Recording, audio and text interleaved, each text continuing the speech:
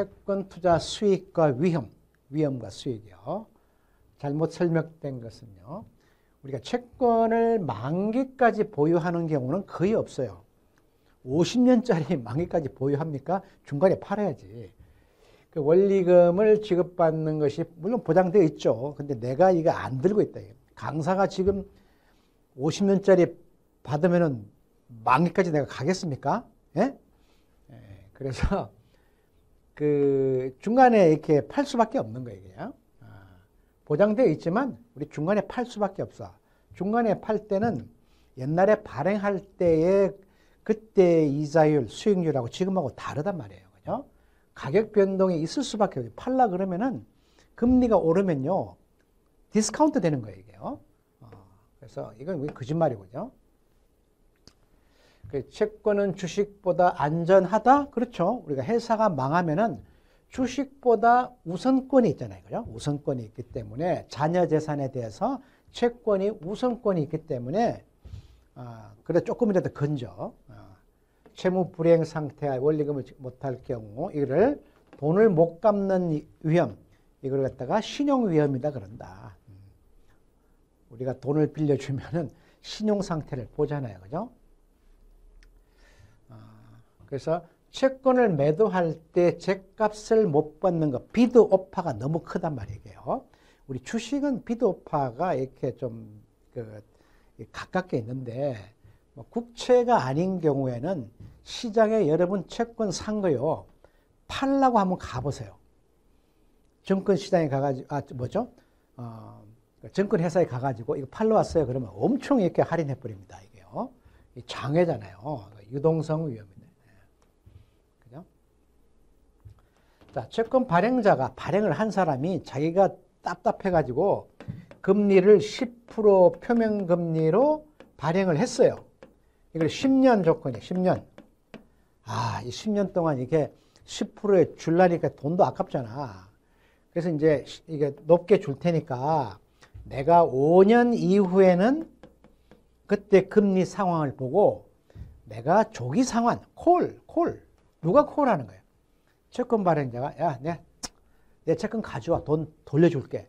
이게 이제 콜 위험이라 그러는데 콜을 어떨 때 하겠어요? 내가 10% 표면금리에 발행을 했는데 시장금리가 쭉 떨어져 가지고 5%밖에 안 되는 거야.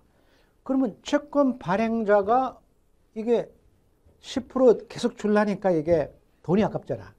다 가져와. 이게 5년 지났으니까 내가 콜 하면 이게 채권 산 사람은 이게 재미없는 거지.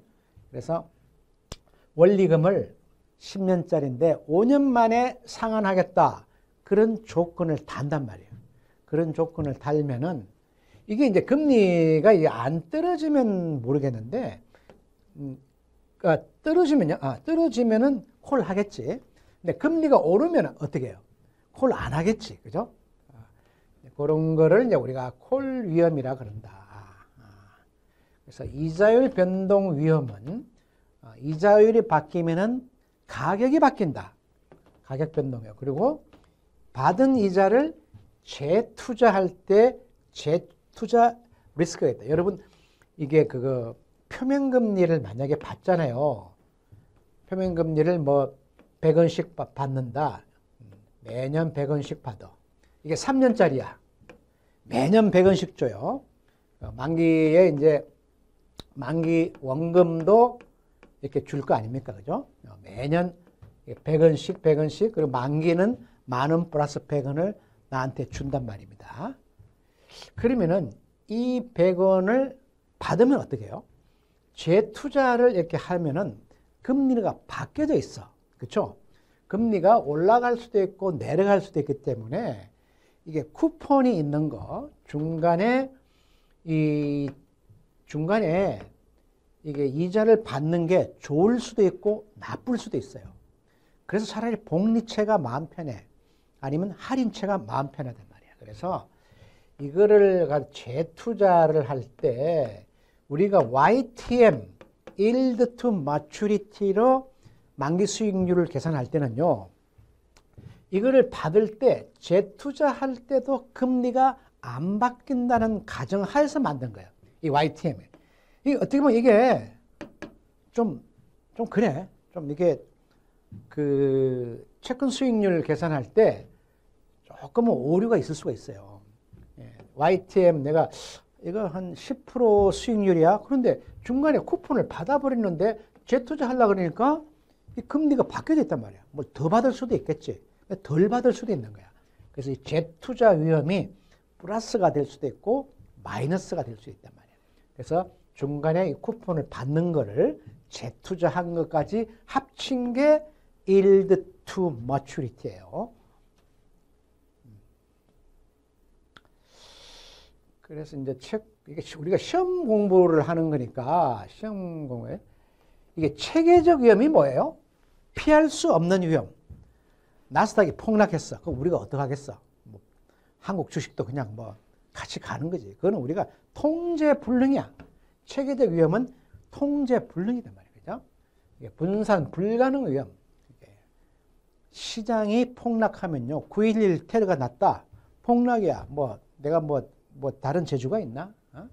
이자율 변동. 하이 파월이 이게 금리 올리겠다는데 뭐 어떡할 거야. 그죠? 이런 건 내가 어쩔 수가 없어. 인플레이션 리스크. 이 채권 발행했는데 이게 금리 이게 뭐죠? 구매력이 떨어지면 인플레이션이 나면은 이게 채권 금리 5% 10% 받아가지고 되겠어요? 요새 이 해장국 한 그릇도 보면은 옛날에 6,000원이 지금 10,000원이 넘어. 제가 이렇게 구매력을 보면요. 이 채권 투자하는 것도 이게 좀 리스크가 있어. 차라리 주식 투자가 나을 수도 있어요, 이게. 예? 그래서 이제 돈 가치가 없어지는 거죠. 환율 변동을 내가 어떻게 할 거야, 그죠? 내가 뭐 개입을 할 거야, 어떻게 할 거야? 근데 요거는 이제 비체계적 위험은 우리가 좀 이렇게 분산 투자를 하면은 우리가 비체계적 위험을 없앨 수 있다. 이런 것들을 공부를 하잖아요. 그죠? 그래서 뭐 분산 가능 위험. 이건 우리가 분산하면 되잖아. 분산 투자하면은 우리가 주식이 그 시장이 망가지는 거는 이런 거를 내가 막을 수 없지만 내가 분산 투자를 하면은 주식처럼 채권도 회사채도 사고 국채도 사고 통화증권도 사고 이러면은 그 위험을 분산할 수 있다. 신용위험, 뭐 이게 신용 상태가 나쁜 애한테 채권 안 사면 되잖아. 그런 채권요. 그래서 유동성 위험 이런 것들은 내가 그냥 그 어떤 그 파는 거 이런 것들은 내가 알아서 하는 거고요. 또 이게 또 무슨 말이냐 그러면요. 팔아먹으려고 그러면요.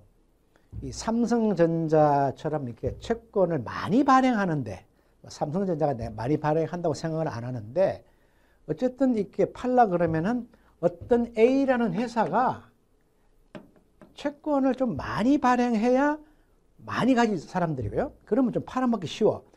근데 A 회사가 채권 달랑 뭐 10년에 한 번 채권 발행했어. 그거 가지고 있다가 중간에 팔라 그러면요. 살 사람이 없는 거야. 그거 무슨 채권이야? 물어본다. 그런 것도 있었어? 그런 게 이제 유동성 위험입니다. 중도 상환 위험. 아까 제가 얘기를 했죠. 이게 채권 수익률 변동. 뭐, 이거 유치하지만 한번 우리게 복리채라 그랬어요. 이 복리채가 제일 마음 편해. 중간에 재투자 위험이 없어요.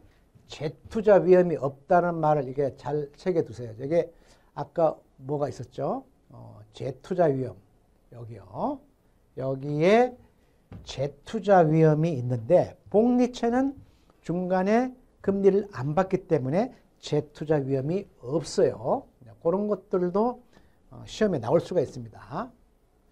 그래서 복리채는 중간에 이자를 안 받으니까 투자 수익률을 확실하게 계산할 수 있는 거예요. 그죠?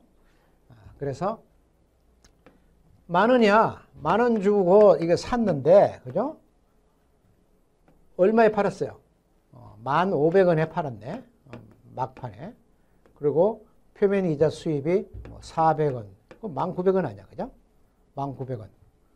뭐 이게 9% 벌었네. 그죠? 9% 벌었어요. 이게 이제 채권 매도하면서 500원 벌었죠.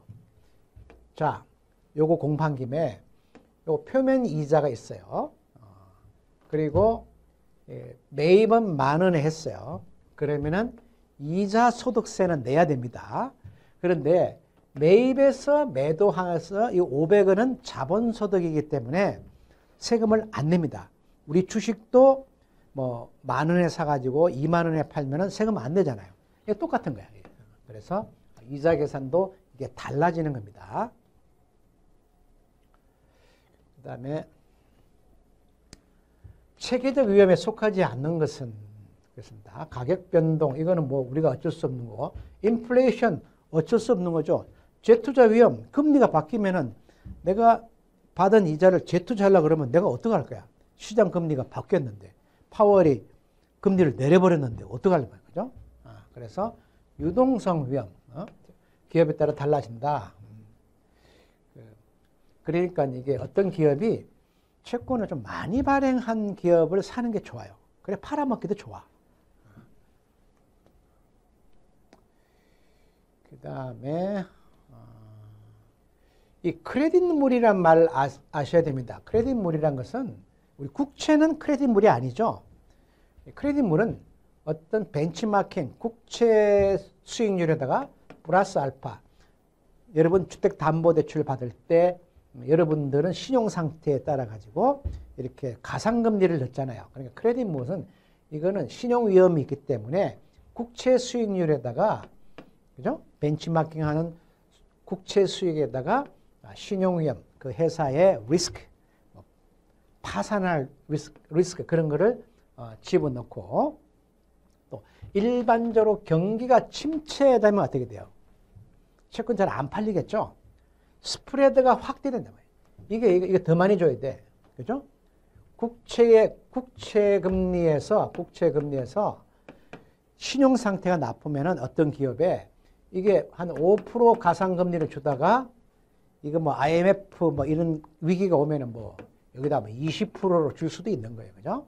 이거는 확대되는데 신용 스프레드 확대 위험. 어떨 때요? 경기가 나쁠 때.